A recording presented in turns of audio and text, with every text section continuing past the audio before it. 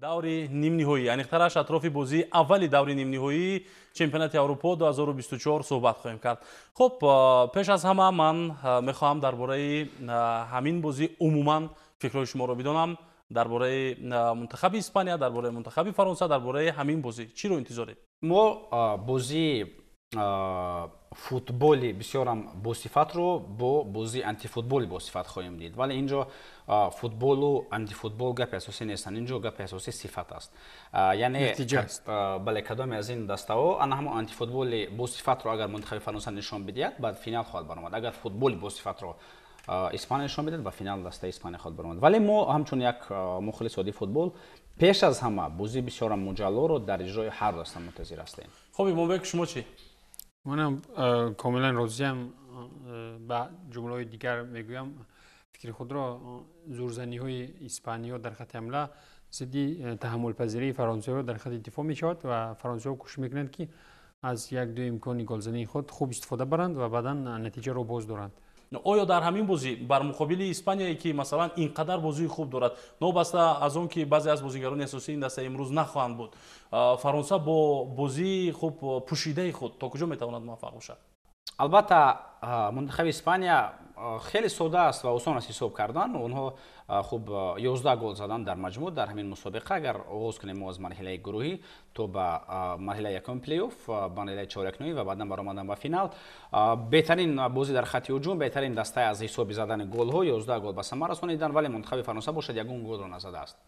онҳо танҳо Килиан Мбаппе аз пеналти гол задааст, аз бозӣ аз ҷараёни бозӣ ягон голро назаданд.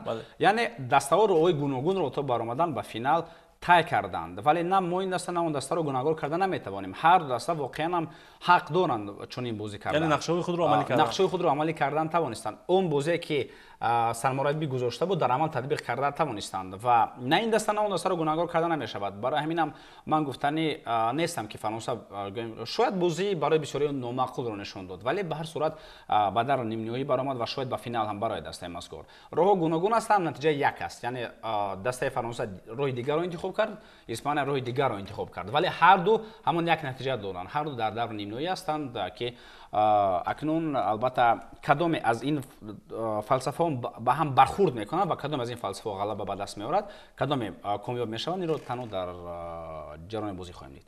چطور خود دیشب هم گفته بود اگر نفارتان روید یگان نمود ورزش دیگر رو تماشا کنید.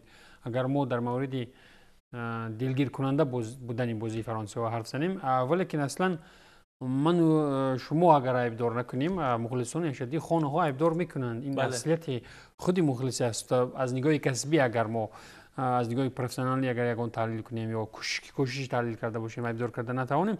لیکن اصلا مخلص ببینید وقتی که آلمان از اسپانیا شکست خورد، اون شکایت نویسی و اون ناراضگی و تو به دست کوکوئلا رسیدن، این جنجال ها دیگر هزار نمود تکنولوژی نوین و قانون ها دیگر شوند، ناراضگی و جنجال و عیبدار کنی زیاد شدن میگن. بوتین ها رو کسی عوض کرده نمیتونه. ببینید انگلیس و فرانسه دسته ای که نتیجه از ما خوبتر دارن، نتیجه از بهتر دارن، لیکن فوتبال از همه بی‌معنی تر دارن.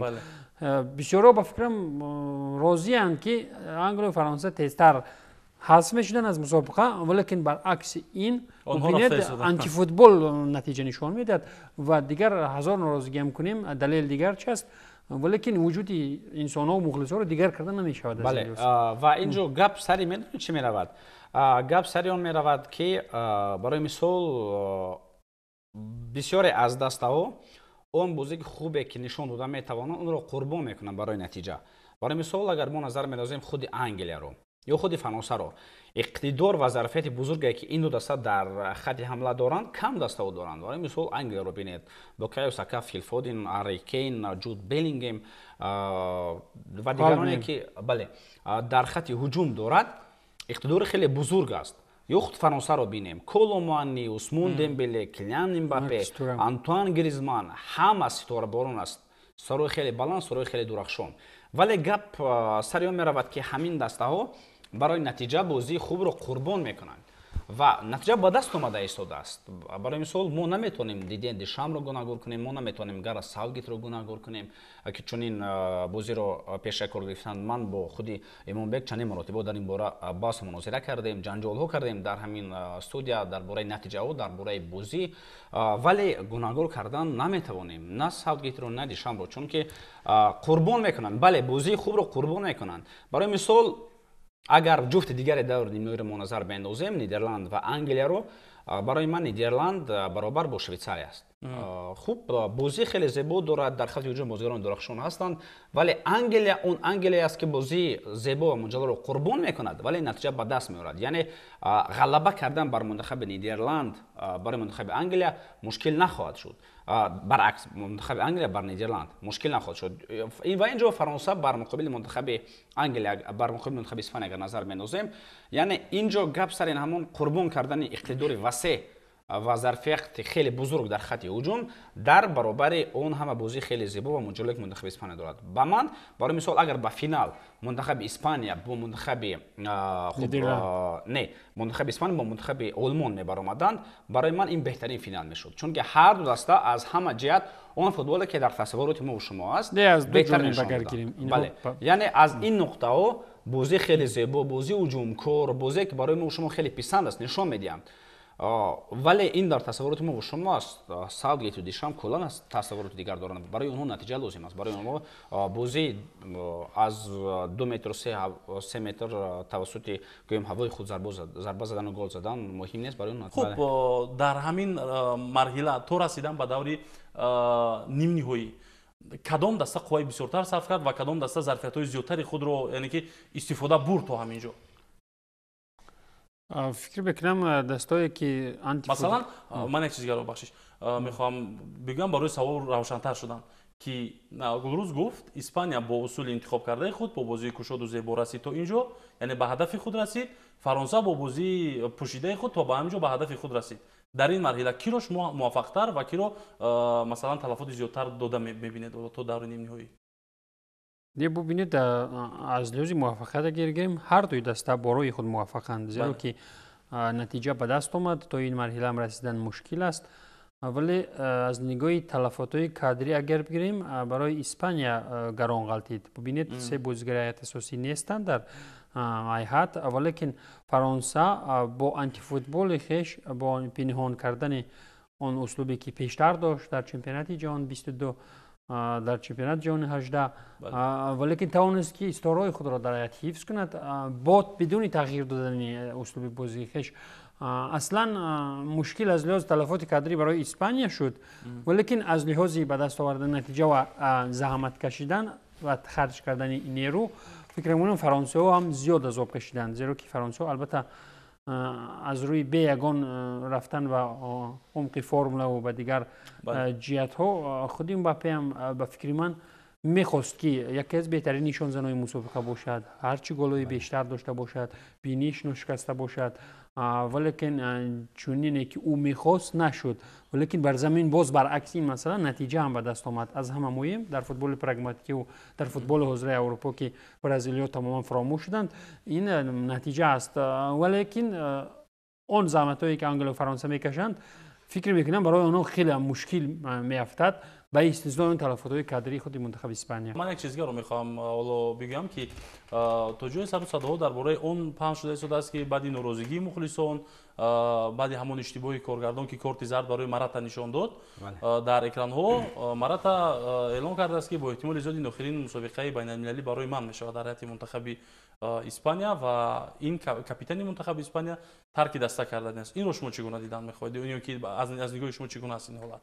Алваро Марата бале аз нигоҳи футболӣ гӯем ки аз оморон агар назар беандозем прессинг мекунад, корҳои фоиданокаш аст, вале он рисолате ки дар майдон дорад, шояд ман фикри хато пешниҳод кунам, вале он рисолате ки дар майдон дорад иҷро намекунад, яъне рисолати ӯ гол задан аст. аз удаи иҷро кардани вазифа ба фикри ман Алваро Марата намебарояд ва барои ҳаминам шояд ба тарафи ӯ ҳамин танқидҳо хеле зиёд ҳастанд. вале бар замин бубинед дар хиёс ба дигар ҳамлавароне ки дар топ дасто ҳастанд, Марата آماری نسبتاً بهتر دارد. خود نسبت خود مباپه هم اگر گیم از در فوتبال معاصر عموما مراتب رو با مباپه قیاس کرده نمیشه از اگون پارامتر. اولی که در همین یورو اگر گیریم با همون نتوانستنش خوبتر است، بهتر میتواند. ولی که من فکر میکنم این قراری قطعی که خودی مباپه مراتب برآورد میتواند یک قرار سراسیمه‌وار باشد و بعداً این حال تغییر بدهد، یعنی که تغییر دادن سخن خود از نتیجه اسپانیا وابسته خود از سخن گشتن خود چگونه که خوابی برای همگان اثبات کرد من میروم نمیروم و جواب دادن همین خیلی میشود در فوتبال معاصر که فوتبال باز امروز یک گپ میگه پگاه گپ خود رو عموما عوض میکند. خب اگر همین حالت رو بگیریم، مراتا چطوری که گفته در خط هجوم حال وظیفه خود رو خوب اجرا نکرده ایستاده است. بازی گذشته منتخب اسپانیا رو بر مقابل آلمان به خاطر داریم که چگونه پدری اوسیب گرفت و به جای او دانی اولمو با میدان آمد. او در صف پیش به جای مراتا بازی کرد و سرمربی دلافونته آلوارو مراتا رو کمی عقب‌تر گذاشت. مراتا در این میان برای با توپ تامین کردن خط هجومی منتخب اسپانیا بیشتر بازی کرد و دیدیم که چقدر او خوب بازی کرده توانست از مرکز 10 بار توپ رو گرفت تا خط هجوم آورد برای حملگران داد. در این میان در این گونه حالت مثلا شرط نیست که گل بزند، اولمو هست برای گل زدن، نفری دیگر گل میزند اگر امکانیت به میان بیاد. شاید مراتا را در این موضوع هم سرمربی همین گونه استفاده برد و در این باره چی؟ نه اصلا من فکر ندارم که بعد برآمدن دانی اولمو آلوارو مراتا به خط نیم حمایه برگشت. نه در نیم حمایه نه، ولی وظیفه اساسی او دیگر در داخل جریمه‌گاه نبود، بلکه او بیرون از جریمه‌گاه کوشش می‌کرد. فکر دارم این بسیارتر وابسته به اون است که خود دانی اولمو چون این شکل بازی رو دارد و بسیارتر به خط حمله میرود، با توپ میرود، کوشش میکند. بله ولی آلوارو مراتا در همین بازی وقت یک جای برآمد. ولی آلوارو مراتا در همون موقع خود فکر دارم تو برآمدن و بعد از برآمدن و پیش از برآمدن دانی اولمو هم در همون خط حمله مرکز بازی میکرد، بازی رو در همون جای ادامه داد. ولی با برآمدن دانی اولمو این فوتبال بازی که با قوای تازه به میدان آمد توانست هم وظیفه‌های خط نیم حمایه مرکز و هم هجومی رو به عهده خویش بگیرد، به هجوم خیلی زیاد پیوست شد و توانست به مقصد خود برسد. ولی این فکر خطا است که دانی اولمو میتواند جای آلوارو مراتا رو عوض کند.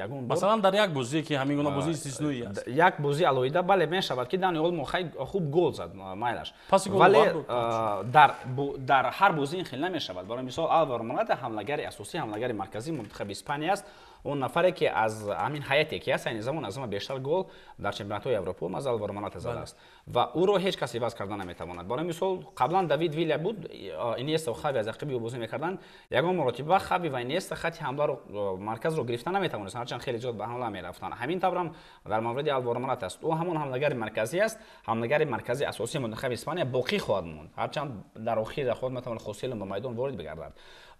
ولی یگان مراتبه دانی اولمو این وظیفه ها رو به پورگی به دوش خویش نخواهد گرفت. امروز هم الکی ما پیش از آغاز شدن برنامه آیت اساسی رو دیدیم، بعد از چندی هم باز در اکران پیدا خواهد شد و ما و شما دیدیم که دانی اولمو در خط نیم حمایه مرکز بازی خواهد کرد، آلوارو مراتا در خط حمله مرکز خواهد بود.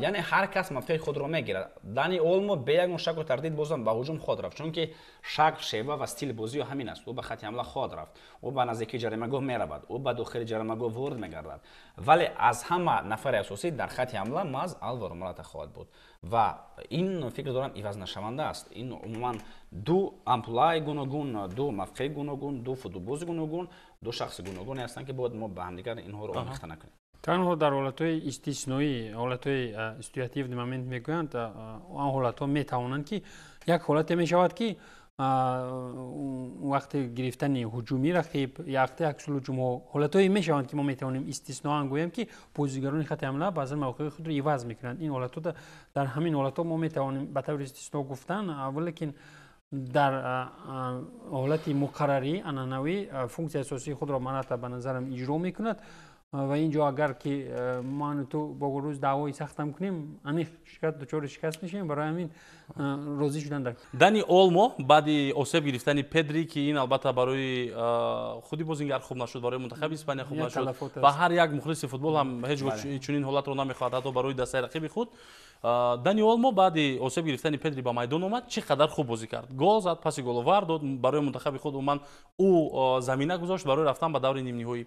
آیا اگر پدری صحت و سالم و بردم و آماده میشد برای همین بازی، بعد چنین بازی خوبی اولمو امکان داشت که لوئیس دلافونته سرمربی منتخب اسپانیا از دقیقه اول پدری رو نه بلکه دانی اولمو رو با میدان بیارد؟ نه، фикр дорам чунин имконият намешуд барои Дани Олмо, чунки гап сари як бозӣ ва гап сари гол ва амали натиҷабахши худ ассисти ин футболбоз намеравад. Гап сари дар маҷмӯъ сохтори бозӣ, механизми бозӣ меравад ки яке аз аломатҳои асосии он Педри ба ҳисоб меравад. Агар мо бозии қаблиро ба хотир орем, баъд аз рафтани Педри аз майдон, дар маркази майдон чӣ гуна дар ҳамбарҳамии мунтахаби Испания ба миён омад. Яъне ман чиро дар назар дорам, идора кардани тӯбро дар назар дорам, дар мунтахаби Испания хеле ва хеле бад шуд. Педри дар ҳамин ҷодаи бозӣ хеле ва хеле муҳим барои мунтахаби Испания аст. Яъне агар Дани Олмо ба ҷои Педри ки соғ саломат ҳам мешуд ва дар нимаи дуввум ба майдон омаду голи ғалабаоварро ба самара мерасонд, ман фикр надорам ки дар ин рақобат Дани Олморо ба майдон ворид мекард аз захои аввал. Бозам Педри ба майдон меомад, чунки гап сари гол намеравад, гап сари система меравад. ғайри қаноатбахш нишон медод. ман ҳаминро дар назар доштам ки масалан Олмо бозиаш беҳтар мебуд аст. Баҳои умуман паст мисол ҳолатҳое мешаванд ки мисол бозингар функсияи худро умуман иҷро карда наметавонад. Мисол бигирем худ бозии Испания Олмон. Дуруст, аммо Педри бозӣ ғайри қаноатбахш нишон надод. Не, мо мисол тахмин мезанем. Ако чизе ки гузашт, аллакай далелан мо факт амин аст ки Педри ҷароҳат гирифт, Олмо омад, баъдан маҷбуран Делофенте ин касро ба майдон меорад. Лекин бибинед, тасаввур мекунем ки дар нимаи дуюми бозӣ вақте ки аён мешавад ки Педри аллакай аз сарборӣ, яъне ки наметавонад хуб вазифаи худро иҷро кунад, аллакай нигоҳ кардан ба курсии эҳтиётӣ ҳам аз рӯи низому тартиб аст. Ин ҳолатҳоро маз вақте ки мо дар бораи як чиз хулоса мебарорем, хулосаи садфоиза ба фикрам не дар ҳама вақт дуруст мебиёяд, барое ки ҳолатҳои истисноиро дидам дар кор, тахминзаниҳо ҳам мешавад, як хел ҳолатҳо мешавад ки умуман нафари калидии мунтахаб пур аз кор мемонад, механизми кулли бозӣ пур аз кор мемонад. Барои ҳамин мураббиён кӯшиш мекунанд ки дар нимаи дуюм чӣ гуна ки Зоҳир Бобоев меояд, тайми мураббиён баъдан ивазкуниҳои калидӣ доир мекунанд. ҳайати мунтахабҳои Испания ва Фаронса дар дасти ман ҳаст. хуб барои шумо хоҳам гуфт ва якҷо дар мавриди ин ҳайатҳое ки сармураббиён Луис де ла Фуэнте ва Дидие Дешам интихоб карданд суҳбат хоҳем кард. Хуб ҳайати мунтахаби Испания: Унай Симон, Начо, Эмерик Лапорт, Хесус Навас, Марко Курелия, Фабиан Руис, Дани Олмо, Родриго Эрнандес, Нико Уильямс, Ламин Ямал, Альваро Мората. имрӯз Дани Карвахал нест, Ленорман нест дар хатти дифоъ, ду бозингари асосии ин даста ва ба ҷои онҳо бозингарони собиқадор хуб Навас ва Начо, яке аз канор, дигаре дар марказ ба майдон омаданд ва Педри барои мо маълум аст ки баъди бархурд бо кросс осеб гирифт ва ба ҷои ӯ имрӯз Дани Олмо аз дақиқаҳои аввал ба майдон омадааст. Хуб интихоби ҳайат имрӯз аз ҷониби сармураббии мунтахаби Испания оё дар он шакле ки шумо интизор будед сурат гирифт ё на? албатта эҳтимолан метавонистем тахмин задан ки чунин ҳайат мешавад, зеро ки дигар варианти қулае ҳам барои Делофенте вуҷуд надорад. Зеро бубинед вақте ки нафарони калидӣ наметавонанд дар хатти дифоъ иштирок кунанд дар бозӣ, дигар рӯ меорад ин мураббӣ ки бештар бо тимҳои ҷавонони Испания кор кардааст ба нафарони собиқадор. Инҳо ҳарду ин нафароне ки ҳастанд, яке аз Севилья, дигари аз Реали Мадрид. ҳарчанд ки Севилья мавсими пурбарор надошт, валекин Начо бо вуҷуди он мушкилоте ки дорад, бо вуҷуди синни соли бузург, дигар мушкилотое ки вобаста ба нарасидани суръат дар баъзе рақобат дуэл бо ҳамлаварони пурсуръати чун Мбаппе, ӯ метавонад албатта иваз кунад. Ба таври 100% ӯ албатта иваз кардан наметавонад, валекин як варианти нисбатан оптималӣ ба ҳисоб меравад. вале ҳамоно мушкилӣ он аст ки ин нафар метавонад ки аз паси он суръатҳои Мбаппе аз удаи кор набарояд. вобаста ба оне ки Хесус Навас бештар тамоили пайвастан ба ҳуҷум дорад, нағз мебинад пайвастан ба ҳуҷум, ва Начо бошад бештар истодан дар хатти дифоъро барои худ қулай меписандад. аз ин рӯ фикр мекунам ки андак барои Испания хатаровар ҳам хоҳад буд, новобаста аз оне ки Испания то ин давр чӣ гуна ба таври оптималӣ ба таври натиҷаи некбинона расида буд. росте ман интизор будам ки акнун баъди осеб гирифтан, баъди корти зард ва ҳатто сурх гирифтани Карвахал дар ҳамин бозӣ бо се дифоъгари марказӣ ба майдон меояд мунтахаби Испания ва шояд ки аз канорҳо боз Навасу масалан Кукурелия каме пештар наздик ба хатти нимҳимоя бозӣ мекунанд. Дар ин ҳолат онҳо метавонанд ки дар лаҳзаҳои зарури ба хатти дифоъ баргарданд. Аммо вобаста ба бозие ки мунтахаби Фаронса дорад, бозии оромтар, бозие ки нисбатан он қадар майли зиёд ба ҳамла надоранд, хуб интихоби Луис де ла Фуэнте аллакай барои мо шумо маълум шуд ки бо 4 дифоъгар дар хатти дифоъ 2 нафари онҳо собиқадор ва калонсол ҳатто агар бигӯем хато намекунем ки ин чиз албатта дардисари мунтахаби Испания шуда метавонад агар хатти ҳамлаи Фаронса бо иқтидори бузурги худ бозӣ кунад, на ин ки масалан он шакли бозие ки Дешам пайваста интихоб мекунад. Вале акнун бо ин тарз фикр мекунам خب مسئولیت اساسی به خط نیمه حمایه منتخب اسپانیا میافتد و همچنین خط هجوم این دسته که نیکو ویلیامز و همچنین لامین یامال دو بازیگر جوان خیلی خوب میتوانند این مسئولیت رو از عهده‌اش برآورند. اکنون هیئت منتخب فرانسه رو من خواهم گفت: مایک منیاین، دایو پامکانو، ژول کونده، ویلیام سالیبا، تئو هرناندز، چون همیشه خط دفاعی بهترین این چمپیونات اروپا، چوامینی، نگولو کانته، ادریان رابیو در خط نیمه حمایه. رابیو در بازی گذشته دسته بر مقابل پرتغالیا بازی نکرده بود و با سبب کارت‌های زرد محروم شده بود و با قوای تازه برگشتن او در مرکز میتواند دردسر برای حملهگران جوانی منتخب اسپانیا باشد. خب کلیان مباپه، عثمان دمبله و راندال کولوموانی. امروز ما آنتوان گریزمان رو در هیئت اساسی منتخب فرانسه نمیبینیم و کلیان مباپه که در بازی گذشته پیش از انقدرش در اکسترا تایم ها بود که ایواز شد، او خودش ابراز داشت که خستگی زیاد را احساس کرده است و دشام باشد برعکس گفت مباپه مجبور است که در این بازی به میدان بیاد حتی اگر 100% آماده هم نباشد. خب در مورد هیئت منتخب فرانسه چی نظر دارید؟ اکنون گریزمان در هیئت احتیاطی قرار گرفتنش چی پیامدی داشته میتواند؟ آیا در یک جایگی با تیورام و ژیرو میتواند در ادامه به میدان بیاد و رفتی بازی رو دیگر کند یا اینکه با بازی آوردن کولوموانی ظرفیت خط هجومی خود رو باز هم کم کردن میخواهد دشام؟ ببینید اول از خط دفاع شروع میکنیم. اونجا بیشتر البته با وجود آنی که شماره کمی گل ها رو سر میدهد عموما بر زمینی که گل نمیزند ولیکن یکی از قوی ترین خط دفاعی یورو است. خود تئو هرناندز ما بینیم چگونه در تخریب کاری و برگرداندن هجوم حریفان چگونه ماهر است. ولی اینجا ببینید یک آرسنال بزرگ منتخب فرانسه خط تکیه‌گویی است. چگونه نگولو کانته سر از اول بازی مرحله گروهی خود را به طور اعلی معرفی کرده بود و نبودن گریزمان نفری که در چمپیونات جهانی 2022 و یورو 2016 بهترین بازیگر نیمه نهایی دانسته شده بود. دو مرتبه دیگر وقتی که او در این مسابقه اشتراک در این بازی یورو اشتراک نمیکرد، سر و صدا و اطراف مناسبت ناخوب او با دیشام هم برآمده بودند در رسانه‌ها و این چیز ممکن جای داشته باشد چگونه که در مردم میگن دود به آتش نمیشود.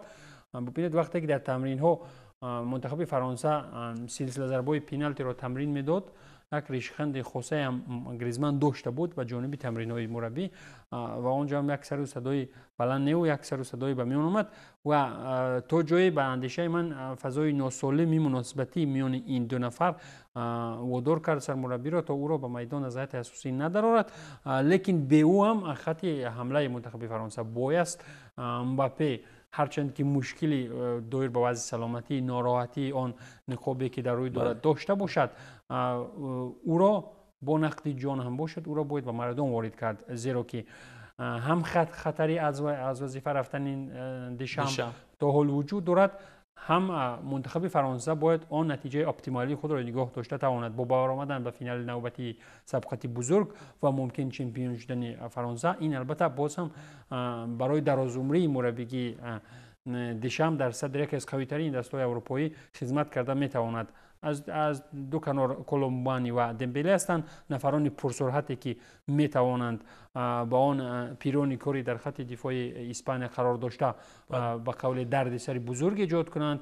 ببینید فرانسه اگر بازی دفاعکارانه را باز هم ادامه دهد، یک بار اگر 360 درجه اسلوب بازیش را دشام عوض نکند، با خوب رفتن در خط دفاع و انتظار شدن موقع پیوستن به هجوم ما از آنها تکیه به سرعت میکنند. هرچند که مباپه این حال در حالت اپتیمالی قرار ندارد، ولی این دو سناریو کناری و هجومی میتوانند خدمتی بزرگ کنند و عامل کلیدی هم داشته باشند. ببینید در بازی مقابل منتخب فرانسه منتخب پرتغال کولوموانی چگونه ضربه تیرور از مسافه دور میزد، این چیز هم میتواند به درد فرانسه بخورد و فکر میکنم که یک هیئت کامل اپتیمالی را انتخاب کرده است و نبودی گریزمان هم با پرگی میتواند احساس نشود، زیرا که اونجا اصلا مبارزه ضد دو کنار جوان منتخب اسپانیا میشود و فشار بالای میتکای تکگوی منتخب اسپانیا چرا که بازی با فکرم بیشتر در میانه میدان صورت میگیرد یک بازی احتیاطکارانه خواهد بود و فشار بلند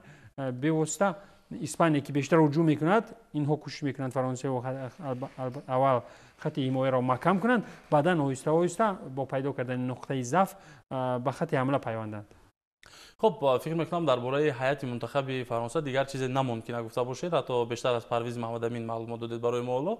بیشتر از پرویز محمد امین و گلوز البته گفته نمیشود و یک چیز رو من میخوام بگم که یک نقطه جالب رو اشاره کردی ایمان بگو که احتمال دارد دشم شکل بازی خود رو تماما تغییر بدهد. این چیز هم استثنا بوده نمیتواند. بله و در این صورت آنها بر مقابل اسپانیا چگونه موفق شده میتوانند؟ اسپانیا که اینقدر خوب در فوتبال کشات بازی میکند، آلمان رو ببین که با چه قدر اقتداری بزرگ نتوانست مقابل این دسته بایستد.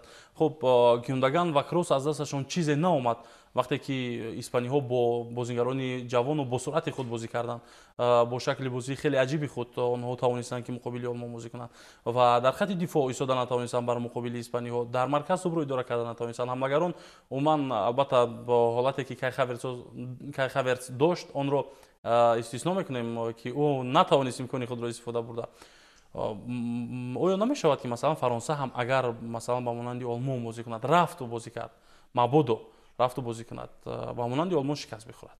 ببینید آلمان هم بازیش بد نبود، ببینید آنها توانستند حساب را برابر کنند و آن گل اتفاقا نه و یکی در آخرین ثانیه بازی زده شده میرینو همه چی را در هم برهم زد. ببینید اگر که به سلسله پنالتی میزد باز هم تخمین اگر سر تخمین رود ممکن اسپانیا میتوانست از مسابقه به در شود و ببینید از اول اسپانیا خوب شروع کرد، جوانان تکی خواسته با بازی کردن و موفق بودند، ولیکن بعدا وقتی که فشار بالای این جوانان بسیار شد آنها رو به قول معیوب کردن گرفتند، یکی را از میدان برآوردند، مجبوری پدری رو و لامین یامال و نیکو ویلیامز از دو کنار البته دیگر مقابل اون ستونو ضعیف شدن گرفتند. این چیز احساس میشد، ولیکن مرینو همه را نقشه ناگلزمن رو ویران کرد. اینجا هم یکی از دفاعکاران تنومند و دغل‌باز خود تیو ارناندز است که میتواند مقابل این نورسون اسپانی بسیار به طور ذکی و دغل‌کارانه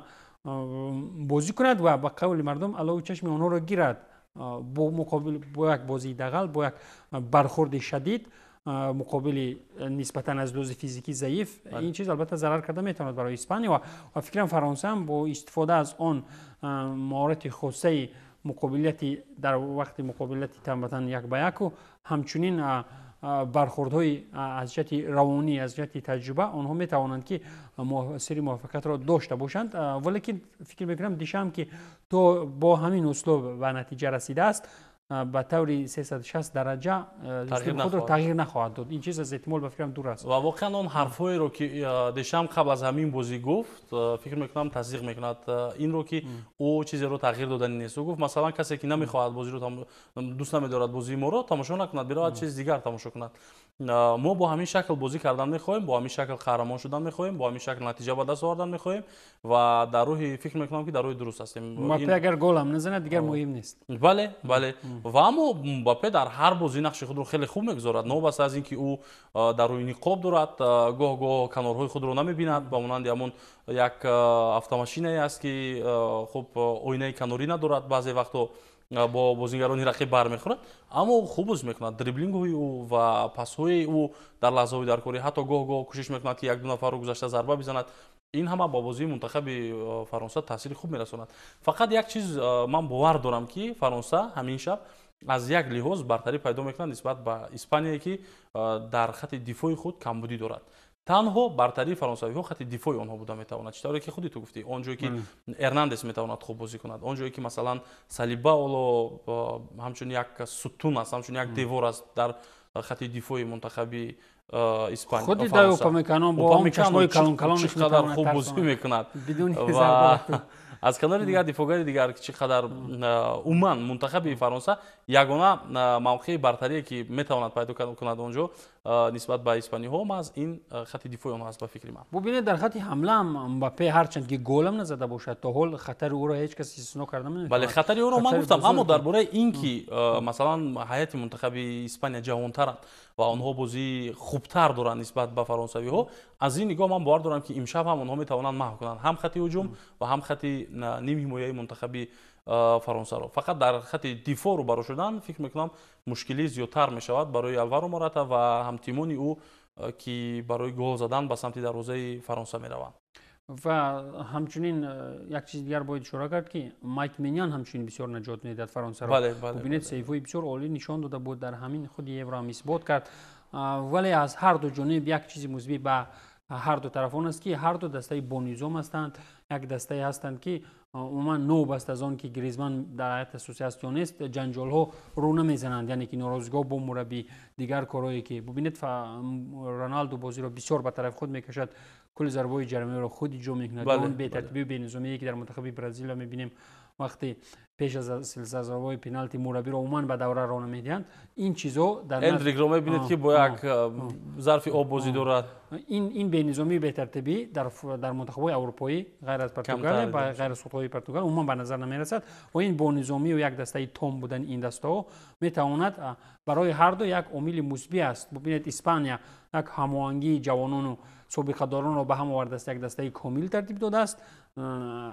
خود فرانسه بدون آنکه مباپه گل نزد و در حالت اپتیمالی قرار ندارد، ولی که با دیشم یگان جنجالی پر از آوازه و دروازه نمی کند، یک به نظامی به نظر نمی رسد.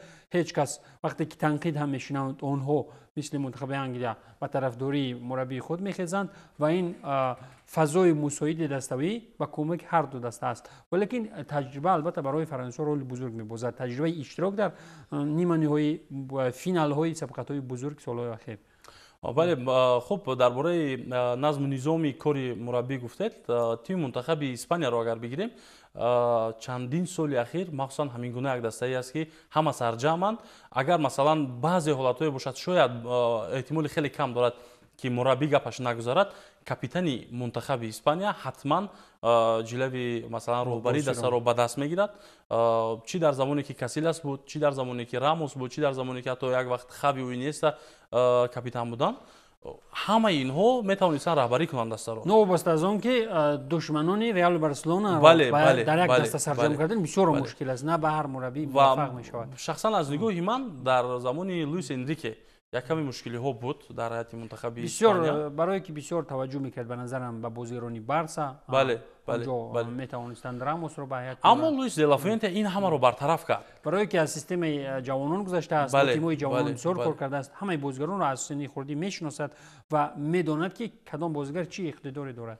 و این حال نظم و نظام از دسته فرانسه دیده در منتخب اسپانیا بهتر است، همه وقت خوبتر. بله در همین شب روزها و این چیز میتواند امروز برتری هم بدهد به منتخب اسپانیا. و یک مدت در منتخب فرانسه شاید بازیگرانی بودند که با نگاه‌های مختلف بیشتر بودند و خب گوه جنجال ها برمیخست در این منتخب، مخصوصا زمانی که پول پوگبا دعوی یکی از بازیگرانی بزرگ بودن رو داشت و زمانی کریم بنزما یک مدت همین گونه حالت بود. قبلترها سمیر نصری بود و یک مدت ریبری این گونه بازیگر بود که کم کم جنجال میکردن. اما در عموم منتخب فرانسه همیشه از دسته‌های بزرگ بود و در همین مورد اگر مثلا عین حال دیدیه دشام در این جودا موفق باشد برای سرکوب کردن این بازیگرانی که دعوا میکنن خود رو زور میگیرن به قوله، اگر زینیدین زیدان بیاید رفت و مثلا فرانسه ناکام شد و زینیدین زیدانی که حالا چنگال تیز کرده است و منتظر است که کی دشام برکنار میشود و فرانسه رو راهبری کند، خب پیشنهادهای دیگر دسته رو قبول نکرده شده است.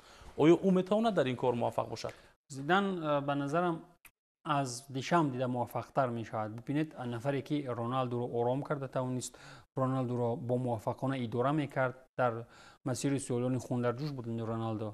وای زیدان هم با گپ آرام میکند هم با نشان دادن مهارت. ببینید ما تاریخ خاصی با قول شیناندن رونالدو رو میدونیم که چگونه وقتی زدن ضربه جریمه در تمرین ها چگونه رونالدو رو یعنی که از زها به زمین شیناند و زیدان چون این اختیاری بزرگ داشت، خود نفری کسبی است، خود فوتبال بازی بود که مهارت عالی انفرادیش تو حضرم یعنی که یگان جا نرفته است و زیدان ماز برای دستای ستاره بارون است، برای دستایی است که میتواند کلکتیو بزرگی پرستاره را اداره کند و در اینجا البته مشکل نخواهد آمد، ولی مشکل اون است که دیشام هیچ وقت نمیخواهد رفتن و برای نرفتن کار کرده است. و زیدان هم تا عمر мумкин бекор бимонад.